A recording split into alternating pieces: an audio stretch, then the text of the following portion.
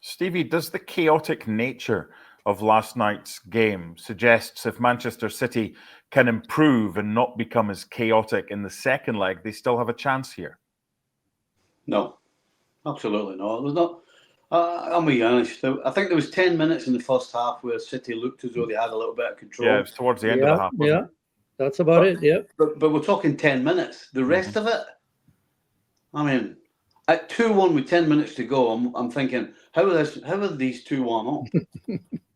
and then basically, because of all those games that you mentioned that they've given leads away, eventually that catches up with you mentally. And the harsh way to put it would be they bottled it. But the truth is, it's mental now.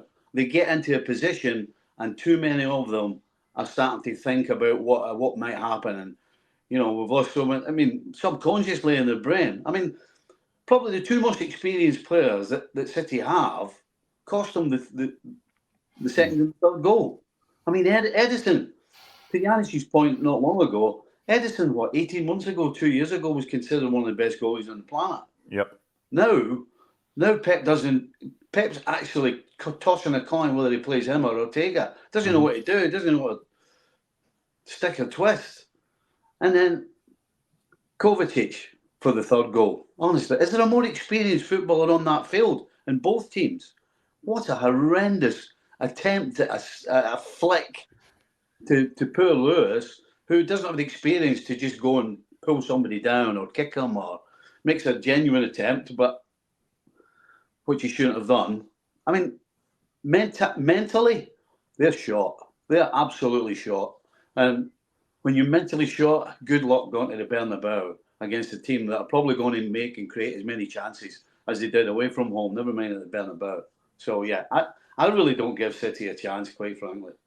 Janusz, how much blame should Pep Guardiola take? Because we're quick to praise him, rightly so, for what he's done. They've been brilliant, Manchester City. But he doesn't have much experience of when the going gets tough and what to do, because most of his managerial career has been a success. How much blame should he get for what is happening? Yeah, quite a bit. I mean, we've been saying for how many years he's the best or one of the best in the world, and he's the chief. He's got to take responsibility. I suspect that he trusted his team 1 year too many, right? I mean, it had to be going through his mind that he's got to refresh that team, but it's so difficult to do. Stevie will tell you from his Liverpool days, when a team plays like they do and win just about everything, and they've done so much for you as a player, you always think that you can get something that little bit extra, maybe that extra season.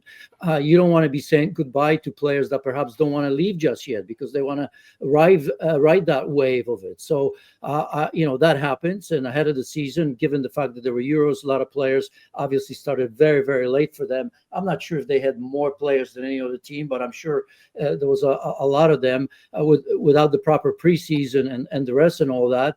And he's paying the price for it. He's trying every which way right now.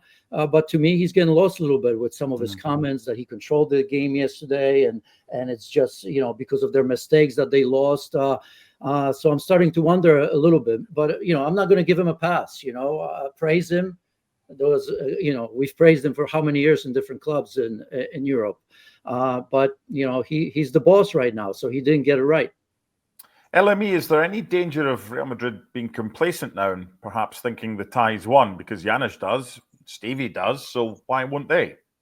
Yeah, I mean, we've seen it this season. It's not like, they're getting away with it. They're still leading La Liga, but, there's opportunity there, just on paper for City to do something. Real Madrid remain the favorites, but again, just like we were talking about the chances of winning the Premier League table. In this game, it's down to Real Madrid. If they go in there with the Madrid mentality, strong, exploiting the weaknesses of Manchester City, this is a Madrid win, because City just keep shooting themselves in the foot and they keep allowing teams to do anything against them, especially in the last 15 minutes. And when you're Real Madrid, they're going to completely take advantage of that. I still see Madrid as favorites in this game. Defensively, it's an issue. But by the way, here's the other thing. We keep talking about Kylian Mbappe, Vinicius Jr., of course, and Jude Bellingham. But now you're thinking about other players that are stepping up for Real Madrid. And that's something City just doesn't have. When Fede Valverde is giving you everything from a position that he normally doesn't play, City doesn't have that. When Rodrigo, who is such an unsung hero for Madrid, is absolutely creating havoc and so many opportunities that really should have been put away from a Madrid perspective, City doesn't have that, right? And so this hunger, this desire, this mentality to win is not with Manchester City. And I don't think it's going to happen in a week. So now they're going to go to the Bernabeu, a place that's going to be so hostile. And look, last season, it was a great 3-3 result. I don't think that's going to happen this time around. And ultimately, I'll just finish with this. And we've talked about this for a while. Omar Marmoush came in January and other players, etc. I think there was a slightly a sign of arrogance for Manchester City that past summer, where they were thinking, you know what, Julian Alvarez, bye-bye. All right, don't worry. We don't need anybody. Erling Haaland can go by himself. De Bruyne, he's hurt. He's reaching that mid-30s. It's all right. Gundogan, the same thing. It's all right. We'll get it. Like, you need to do something to re-alive your squad. And City didn't do it. They tried to do it in January, and now they're trying to play catch-up. And guess what? You're trying to play catch-up against Madrid now, and in the Premier League, it's not going to happen. Too late. By the way, I want to take you back to April 2022. Not many people gave Chelsea a chance going to the Bernabeu, and they went into a 3-0 lead before eventually winning in extra time. Just to be the lone voice, not necessarily thinking that Manchester City will turn the tie around, but that they could, and that they're being written off too quickly. I wouldn't bet, Stevie. I wouldn't bet. I'm clutching at straws as to why City still have an outside chance. And look, it's going to be very different. This City is very different from the City of previous years, and that's a problem. Stevie, do they need a new goalkeeper? Yeah, I think so. Both Ortega and Ederson look short. Ederson sounded and looked like he was going to go to Saudi at the start of the season. Considering what's going on now, I wouldn't be shocked if he wanted to do that again this summer. So I would think so.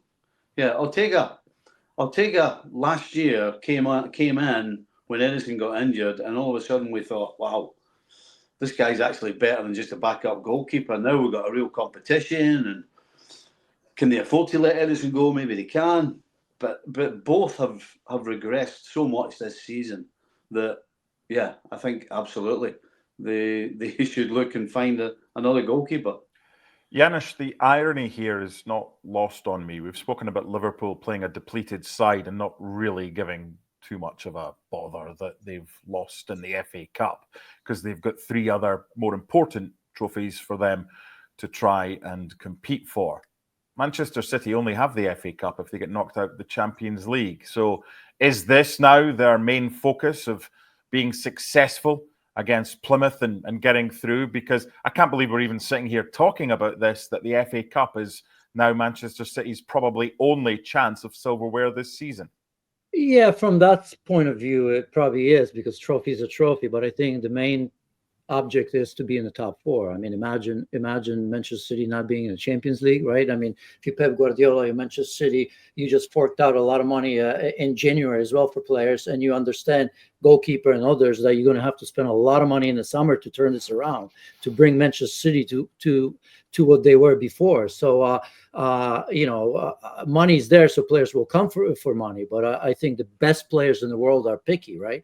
If, for example, that rumor is true, and it should be, although it's for everybody, they need a Florian Wirtz. They need, again, 1 or 2 players that are top shelves in a way that Pep wants to play. And there are not that many when you play this intricate football where where you have to not only be able to play, but be intelligent enough to play that, right?